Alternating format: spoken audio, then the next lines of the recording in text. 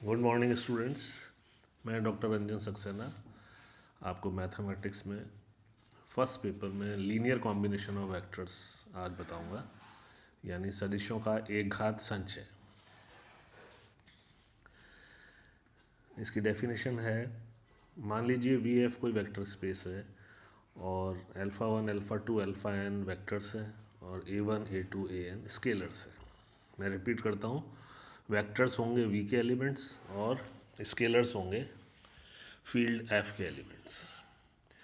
तो यदि हम A one into alpha one plus A two into alpha two and so on up to A N into alpha N, यानी sigma A I alpha I from one to N, जब ये sum बनाते हैं तो ये कहलाता है vectors alpha one alpha two alpha N का एक घात संचय, यानी लीनियर कॉम्बिनेशन। शॉर्ट में इसको एल सी बोलेंगे।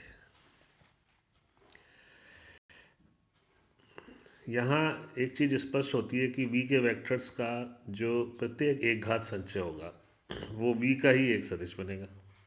कैसे बनेगा? क्योंकि हम जानते हैं वेक्टर स्पेस में सदिश योग और अदिश गुणन के लिए समवृत्ता होती है, इसलिए A one alpha one plus A two ये सारे पद अदिश गुणन वाले हैं, और जब इनको आप सम करेंगे तो ये सदिश योग की वजह से v का ही एक अन्य एलिमेंट बन जाएगा। तो v के जितने भी आप वेक्टर्स लेंगे, चाहे n लें, चाहे n से कम लें, चाहे n से ज़्यादा लें, उन सब का जब आप LC बनाएंगे तो वो LC पुनः v का ही एक एलिमेंट आपको मिलेगा। इसके बाद एक बुक में सॉल्व एग्जांपल दी हुई है, इसको आप आसानी से समझ सकते हैं। हमको V3 यानी थ्री डायमेंशनल वेक्टर स्पेस में alpha one alpha two alpha three तीन वेक्टर्स दिए हुए हैं, तीन टपल्स हैं ये, और हमको अल्फ़ा जो है वेक्टर 1-2 5 को LC के रूप में व्यक्त करना है। तो हम मान लेते हैं alpha is equal to a one alpha one plus A two alpha two plus a three alpha three है। यहाँ अल्फ़ाज की वैल्यू रख दीजिए और दोनों तरफ तुलना करके आप A one A two A three की वैल्यू निकाल सकते हैं। जब वो वैल्यू आप वापस से अल्फ़ा के मान में रखेंगे तो अल्फ़ा दिए हुए तीनों वेक्टर्स के LC के रूप में व्यक्त हो जाएगा। ये होते हैं लीनियर कॉम्बिनेशंस। इसके बाद है लीनियर स्पान, यानी एक घात विस्तृति। इसकी डेफिनेशन है, यदि वी एफ एक वेक्टर स्पेस हो और एस उसका एक अरिक्त उपसमुच्चय हो, किसका? वी का, तो एस के परिमित अवयवों के जितने भी एक घात संचय बनते हैं उसको एस की विस्तृति कहा जाता है, एक घात विस्तृति। जैसे वी में मान लीजिए n एलिमेंट्स हैं, तो आप उनमें से कुछ एलिमेंट्स छांट के s के एलिमेंट्स बना सकते हैं। s सबसेट है v का।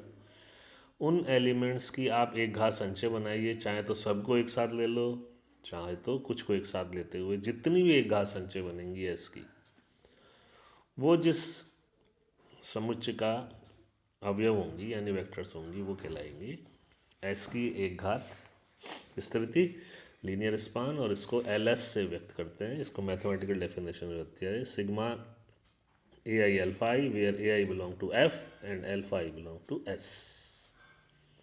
तो ये LS जो है ये S द्वारा जनित एक विस्तृति समुच्चय कहलाता है। LS को S की विस्तृति कह सकते हैं और LS जो है वो S द्वारा जनरेट होता है, इसलिए उसको S द्वारा जनरेटेड विस्तृति समुच्चय कह सकते हैं। अब हम जानते हैं कि रिक्त समुच्चय की विस्तृति क्या बनेगी? ज़ीरो वेक्टर बनेगी। और अगर S में सिर्फ एक वेक्टर है जो कि नॉन ज़ीरो है तो उसकी विस्तृति कैसी बनेगी? ए अल्फ़ा। अब ए यहाँ पर R के कोई भी सदस्य आ सकते हैं। आगे इसका भी एग्जाम्पल दिया हुआ है, इसमें थर्ड एग्जाम्पल देखिए आप। इसमें यूनिट वेक्टर्स हैं S में 1 0 0 0 1 0 0 0 1। तो यूनिट वेक्टर्स का समुच्चय है S, तो ये V3 का सबसेट होगा ही। और इसकी अपने को विस्तृति बनानी है, तो विस्तृति के लिए हम जानते हैं V3 का कोई भी एलिमेंट आप ले लीजिए ABC, वो इन तीनों के एक घात संचय के रूप में लिखा जा सकेगा। जैसे ए बी सी को आप लिख सकते हैं A into 100 plus B into 010 plus C into 001। तो A B C will belong to L S. तो इस अवस्था में आप देखते हैं कि एल एस और वी थ्री ये दोनों इक्वल आ जाते हैं। कब? जब एस में आप यूनिट वेक्टर्स लेते हैं। इसके बाद एक प्रॉपर्टी है लीनियर स्पान पर आधारित, वो है किसी सदिश समष्टि वी एफ का एक उपसमुच्चय एस, उसकी एक घात विस्तृति यानी एल एस, एस को अंतर्विष्ट करने वाला वी का न्यूनतम उपसमष्टि होगा। बहुत इंपॉर्टेंट थ्योरम है। ये कहता है कि मान लीजिए वी एफ कोई वेक्टर स्पेस है और एस उसका एक सबसेट है, तो एस की जो लीनियर स्पान होगी एल एस, वो एस को कंटेन करने वाली वी की सबसे छोटी सब स्पेस बनेगी। ये अपने को प्रूव करना है। तो हम मान लेते हैं अल्फा और बीटा एल एस के दो एलिमेंट्स हैं। तो एल एस में हम जानते हैं जो एलिमेंट्स होते हैं वो एक एल सी होते हैं एस के। तो अल्फा को आप लिख सकते हैं A one alpha one plus A two alpha two plus A N alpha N, और बीटा को लिख सकते हैं B one beta one plus B two beta two plus B M beta M. तो यहाँ पर जो ए और बी हैं ये सारे स्केलर्स हैं और अल्फाज और बीटा जो एलिमेंट्स यानी वेक्टर्स हैं। अब हम देखते हैं कि एफ में अगर दो एलिमेंट ए और बी लें हम, तो A alpha plus B beta can be written as A into summation A I alpha I plus B into summation B J beta J. इसको अगर हम थोड़ा सरल करें तो ए जो है ए और बी कॉन्स्टेंट्स हैं, तो स्केलर्स हैं, तो इनको आप सिग्मा के अंदर भी ले जा सकते हैं। तो हम ये देखते हैं कि ए अल्फा एक परिमित उपसमुच्चय, उस उपसमुच्चय में कौन कौन से एलिमेंट्स हैं? अल्फाज हैं और बीटाज हैं। अल्फा है एन तक, बीटा है एम तक। इनका एलसी बन रहा है ए अल्फा प्लस बी बीटा, इन वेक्टर्स का एलसी बन रहा है। और जब एलसी बन रहा है तो ये एस के एलिमेंट्स हैं, इनका एलसी अगर ये बन रहा है तो this will belong to L S. तो हम देखते हैं कि एल एस जो है वो वेक्टर स्पेस वी एफ की एक सब स्पेस है। क्यों है? क्योंकि अल्फा और बीटा एल एस में लिए थे, A alpha plus B beta L S में आ गया। तो हम जानते हैं सब स्पेस की कसौटी जो है, ये पिछले लेक्चर्स में आपको बताई थी, थर्ड नंबर जो कसौटी है उसके पालना में ये एल एस जो है वो वेक्टर स्पेस वी एफ की एक सब स्पेस बन गया। अब अपने को देखना है सबसे छोटी सब स्पेस है ये एस को कंटेन करने वाली, वो कैसे देखेंगे? हम देखते हैं कि एस एक फाइनाइट सेट अल्फा के लिए, अल्फा को आप लिख सकते हैं 1 इंटू अल्फा। तो अल्फा जो कि एस का एलिमेंट था वो 1 इंटू अल्फा के लिए की वजह से एल एस में भी आ रहा है। तो एस का जब हर एक एलिमेंट 1 से गुणा होने पर एल सी के रूप में लिखा जा सकेगा, तो एस का हर एलिमेंट एल एस में भी पाया जाएगा। तो हम देखते हैं कि S will be A subset of L S. अब मान लीजिए डब्ल्यू वी की एक और कोई सब स्पेस है और एस जो है वो डब्ल्यू की सबसेट है। अब चूंकि डब्ल्यू सदिश योग और अदिश गुणन के लिए संवृत होगा, तो L S will be A subset of W.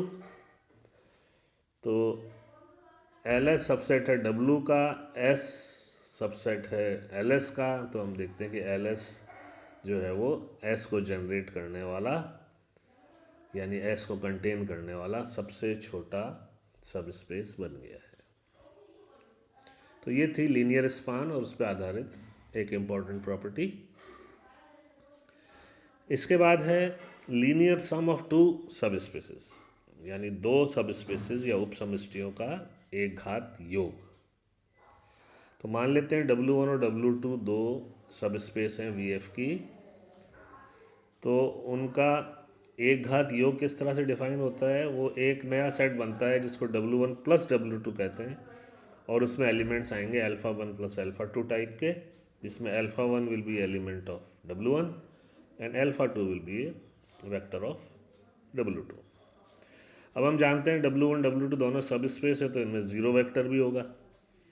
तो ज़ीरो W1 में भी पाया जाएगा, ज़ीरो W2 में भी पाया जाएगा। तो alpha one belonging to W1 and zero belonging to W2। तो इन दोनों को हम लिख सकते हैं, अल्फ़ा वन को आप लिख सकते हैं अल्फ़ा वन प्लस ज़ीरो। तो अल्फ़ा वन प्लस ज़ीरो यानी alpha one W1 plus W2 में आ गया डेफिनेशन से। तो W1 का हर एक एलिमेंट W1 प्लस W2 में पाया जाएगा, तो W1 will be A subset of W1 plus W2। इसी तरह अल्फ़ा टू के लिए भी आप देख सकते हैं कि अल्फ़ा टू को आप ज़ीरो प्लस अल्फ़ा टू लिख देंगे तो अल्फ़ा टू भी W1 प्लस W2 में आ जाएगा। तो हम देखते हैं कि W2 is also a subset of W1 plus W2। तो जो लीनियर स्पान होता है दो सब स्पेसिस का, वो दोनों सब स्पेसिस को अलग अलग कंटेन भी करता है। अब हम शो करेंगे कि W1 प्लस W2 भी वेक्टर स्पेस VF की एक सब स्पेस बनती है। यहाँ याद रखना W1 और W2 दोनों अलग अलग सब स्पेसिस हैं V की। अब आपको सिद्ध करना है कि W1 प्लस W2 भी स्पेस बने। तो इसके लिए वही कसौटी हम चेक करेंगे। कैसे? अल्फ़ा अगर आप W1 प्लस W2 में और बीटा W1 प्लस W2 में लेते हैं तो अल्फ़ा का रूप होगा alpha one plus alpha to और बीटा का रूप होगा beta one plus beta two. इसमें अल्फ़ा वन बीटा वन आएंगे W1 से और अल्फ़ा टू बीटा टू आएंगे W2 से। अब क्योंकि W1 और W2 दोनों सब स्पेसेस हैं तो वो सब स्पेस होने की कसौटी का पालन करेंगे। कसौटी का पालन करेंगे तो हम देखते हैं स्केलर्स ए और बी इस तरह से विद्यमान होंगे कि A alpha one plus B beta one भी W1 में आएगा और A alpha two plus B beta two W2 में आएगा। W2 में दो एलिमेंट्स हैं, इनका योग कर लो। तो इनका योग जो है A alpha one plus B beta one plus A alpha two plus B beta two, ये W1 प्लस W2 में आ जाएगा। इसको थोड़ा आप रीअरेंज करेंगे, अल्फाज एक साइड ले लो बीटा एक साइड ले लो, तो आप वही पाएंगे A alpha plus B beta W1 plus W2 में आ जाएगा। तो हमने देखा कि अल्फ़ा और बीटा जब W1 प्लस W2 में थे, ए और बी दो स्केलर्स थे, तो A alpha plus B beta W1 plus W2 में आ गया, यानी सब स्पेस होने की कसौटी नंबर 3 संतुष्ट हो रही है। इसलिए हम कह सकते हैं कि यदि W1 और W2 V की दो सब स्पेसिस हों तो लीनियर सम W1 प्लस W2 भी V का एक सब स्पेस बनता है। नेक्स्ट प्रॉपर्टी है, नेक्स्ट थ्योरम है, इफ़ यदि W1 और W2 वेक्टर स्पेस V की दो सब स्पेसिस हो तो W1 प्लस W2 जो है वो लीनियर स्पान के बराबर आता है W1 यूनियन W2 के, यानी वो W1 यूनियन W2 से जनरेट होता है या जनित होता है। ये अपने को सिद्ध करना है। तो हम सबसे पहले हमको दिया है W1 और W2 V की दो सब स्पेसिस हैं, तो इनमें ज़ीरो वेक्टर होगा, यानी ये दोनों अरिक्त होंगी। अब अल्फ़ा वन W1 में ले लो तो अल्फ़ा वन को आप अल्फ़ा वन प्लस ज़ीरो लिख सकते हो, तो W1 सबसेट आ रहा है W1 प्लस W2 का और W2 भी सबसेट आ रहा है W1 प्लस W2 का, जैसा पिछली थ्योरम में भी हमने पिछली थ्योरम में हमने सिद्ध किया था। तो W1 और W2 दोनों सबसेट आ रहे हैं W1 प्लस W2 के, तो इनका यूनियन जो होगा वो भी सबसेट आ जाएगा W1 प्लस W2 का। अब हमने पिछली थ्योरम में देखा W1 प्लस W2 सबसेट होता है, सॉरी सब स्पेस होती है V की। तो हमने देखा कि W1 यूनियन W2 V की एक सब स्पेस W1 प्लस W2 का सबसेट है। अब हम सिद्ध कर देंगे कि W1 plus W2 W1 union W2 के लीनियर स्पान के बराबर आता है। मान लेते हैं अल्फ़ा W1 प्लस W2 का एक एलिमेंट है, तो अल्फ़ा का रूप होगा alpha one plus alpha to, जिसमें अल्फ़ा वन होगा W1 में, अल्फ़ा टू होगा W2 में। तो अल्फ़ा वन और alpha two W1 union W2 में भी आ जाएंगे। अब क्योंकि हम देखते हैं कि alpha one plus alpha two can be written as one into alpha one plus one into alpha two, तो alpha one plus alpha two W1 union W2 के सदिशों के LC के रूप में व्यक्त हो रहा है। इसका मतलब alpha one plus alpha two belongs to linear span of W1 union W2, और α1 प्लस α2 किसके एलिमेंट हैं? W1 प्लस W2 के। तो W1 प्लस W2 सबसेट आ रहा है linear span of W1 union W2 का, जबकि हमने थ्योरम की थी कि लीनियर स्पैन जो होता है वो W1 यूनियन W2 को कंटेन करने वाला सबसे छोटा सब स्पेस होता है। तो उस हिसाब से W1 यूनियन W2 का जो लीनियर स्पैन है वो सबसेट आ जाएगा W1 प्लस W2 के। तो उपरोक्त दोनों इक्वेशन को गौर से देखिए, W1 प्लस W2 आ रहा है subset linear span of W1 union W2 के, और linear span of W1 union W2 subset आ रहा है W1 प्लस W2 के। इसका मतलब हुआ कि W1 plus W2 is equal to linear span of W1 union W2। तो ये आज लीनियर स्पैन, लीनियर कॉम्बिनेशंस और उन पे आधारित कुछ थ्योरम्स आपको बताइए। आज आप इनको अच्छे से समझ लीजिए, लिख लीजिए। इसके बाद हम नेक्स्ट लेक्चर में बची हुई प्रॉपर्टीज़ और इसकी प्रॉब्लम्स शुरू करेंगे। Thank you.